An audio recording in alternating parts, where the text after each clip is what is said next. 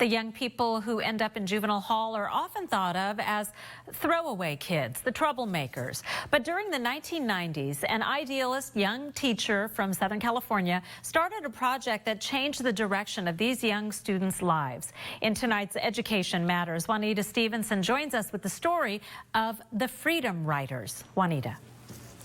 Well, Erin Gruwell was a first-year teacher when she took on students right out of juvenile hall. She encouraged them to put down their guns and knives and pick up a pen. It was a life-changing lesson, one she recently brought to Fresno's Juvenile Justice Campus.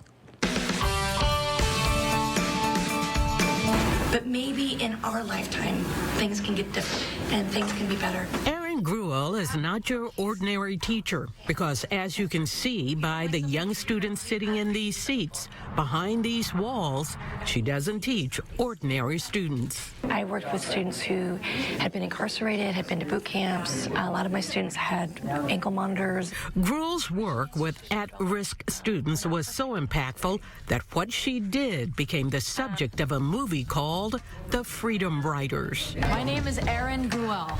Academy Award-winning actress Hilary Swank played Gruwell in the 2007 movie. You're a first-time teacher. You can't make someone want an education. It was the story of how a naive first-year teacher took a group of students who others had given up on. She took those students and used writing to help them change the direction of their lives. Everyone has their own story. We're going to write in these journals.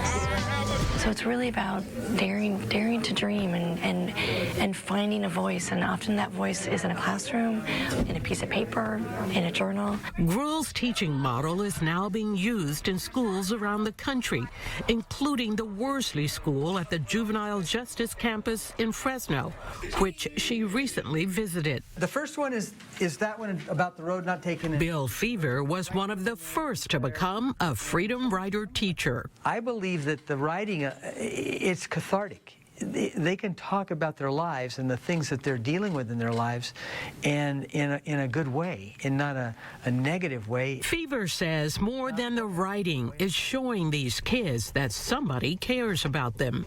I admire him because of the time he took out of his days to help steer me along the righteous path. It was a community member, an ordinary guy, who made a difference in this young man's life, a story he put down on paper. I started getting into trouble around the age of 11 due to boredom.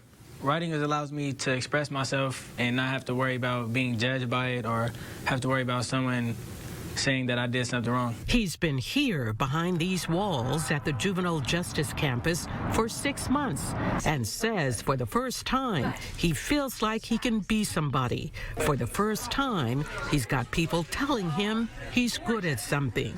Being a Freedom Rider has changed him. It makes me think that if I could write it and I could talk about doing something in life, then I could go do it.